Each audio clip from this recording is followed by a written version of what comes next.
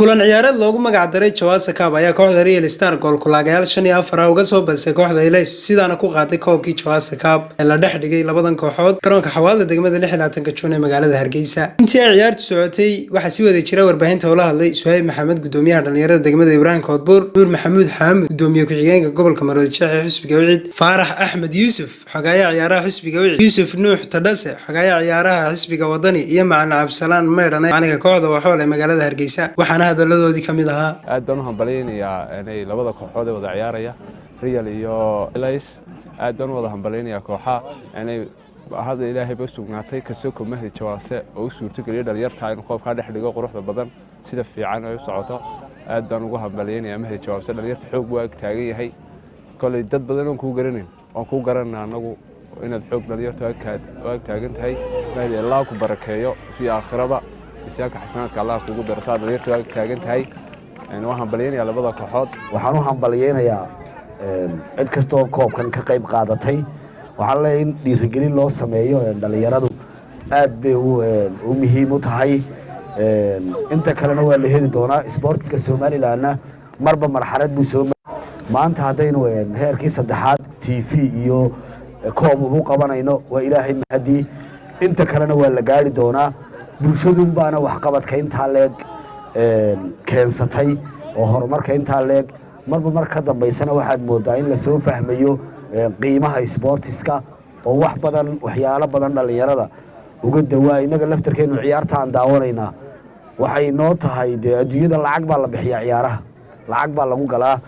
inaguna inaan daawano jiilkeena qurux badnaa sida u ciyaarayna aad bay qiimay noogu leedahay dhalinyarta sportisku markasta waa qayb ka mid ah caafimaadka hadduu qofku ilaaliyo caafimaadkiisa mar walba waxa uu ilaalinayaa mustaqbalka iyo aayaha dambe ee uu yeelanayo jirka dhisan waxa ka timaada maskax fayow maskaxda fayoobina waxa ay horseedaa qofkaasi fikirkiisa mustaqbal halka markasta uu yahay waxaan aad iyo aad ugu faraxsanahay in mahdi Chawase uu yahay lafdhabarta koowaad ee sportiska Soomaaliland hadduu yahay xagga maxay ahaydey garsoorayaasha xagga ka warhaynta da'yarta la ilaaway oo ay ka mid tahay dhalinyartan aan maanta aniga iyo saaxiibkii Tadhase u fadhino koobkoodii runtii waa waxa aad iyo aad loogu farxo inuu mahdi mar walba saa u taagnaado mahdi uu ku garab taaganahay xisbi ahaan wax kasta oo aad nooga baahato garabkaagaanu nahay adiga iyo dhammaan dhalinyarta kula wada barnaamijka dhalinyarada kubadda ciyaaraysa waxaan leeyahay walaalayaal dadaalka halkaa ka wada sportisku waa walaaleeye waxa uu dadka mar walba kaa xiga qofka aad kubadda isku tiimka tihiin qofka aad isku tiimka tihiin wuxuu kaa xigaa qof kasta oo aad meel wada joogtaan waayo waynu aragnay caalamka ciyaartooyda waxaa laga soo iibsadaa dal ilaa dal qaarad ilaa qaarad idinkuna waxaad ka imanaysaan guri ilaa guri waxa isku kiin keenaya waa naadiga aad ka wada tirsan tihiin waa inaad noqotaan dad walaalo ah ku wada dadaala walaaltinimada isjacaylka is-ixtiraamka ixtiraamida macallimiinta iyo garsoorayaashaba farxad weyn bay ii tahay inaad maanta kala soo qayb galo dhalinyarta kooxda Ilays iyo Real Chawasa Cup runtii Chawase waxaan oran karaa waa dadka maanta ciyaaraha kubadda cagta Soomaaliland markay noqoto daacadda waa nin dadaal badan karti badan runtii waxaan oran karaa halkan uu maanta soo gaaray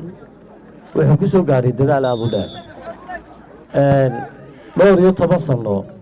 ayuu ka tirsanaa bahda garsoorka oo si voluntary ugu shaqaynayay oo uu mushahar lahayn oo uu gudna lahayn laakiin si mutadawacnimo ugu shaqaynayay taasi waxay ku cadeynaysaa daacadnimadiisa iyo kartidiisa Chawasa Cup inaan ka soo qayb galno farxad bay tahay garoonkan aynu joognay xawaalle taariikh buu ku leeyahay kubadda cagta Soomaaliland waa meelihii aan ku ciyaari jirnay meelihii aan ku soo baxnay waxaan xasuustaa rabadaanada garoomada ugu xamaasada badan buu ka mid ahaa nin Axmaal Raayan aad saaxiib u ahay ayaan runtii xilliga rabadaanta aan isku kooxan jirnay oo jeclaa iyo Jibriil baa ka mid ahaa xataa ka mid ahaa ciyaaryahano fara badan oo Somaliland maanta caanka ah oo macallimiin ah garoonka ka soo baxeen weeye inaan dhiirigelino ciyaaraha oo u nimaadno xaq bay nagu tahay wasaaradda ciyaaraha marka aanu dhaliisheeda sheegano ma aha waan necebnahay waa inay wax saxdo weeye wasaaradda dhalinyarada ee ciyaaruhu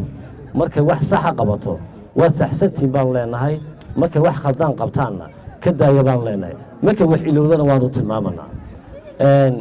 TV-yada ciyaaraha markay noqoto sida True Cable TV iyo malcab iyo ciyaaraha wixii ku tacalluqa faraha in looga qaado si ay dhiirigelin iyagana ugu noqoto in loo daayo adduunka maanta TV-yada sportska khaas weyn siyaasad kama hadlayaan laakiin wixii sports ku tacalluqa ka hadlayaan waxa ciyaaraya laba kooxood oo sida ogtiinba kamid ah kooxaha heerka saddexaad ee maxalliga oo soo qaban qaabiyay Mahdi Jawaase oo aynu ognahay de waxtarkiisa iyo mataqaana dhiirigelinta ama garab istaagga sportiga ama dhalinyarada kaalinta muhiimka ah ee ugu jiro awal waxaan leeyahay marka hore aad iyo aad baad ugu mahadsan tahay garab istaagga dhalinyaranimada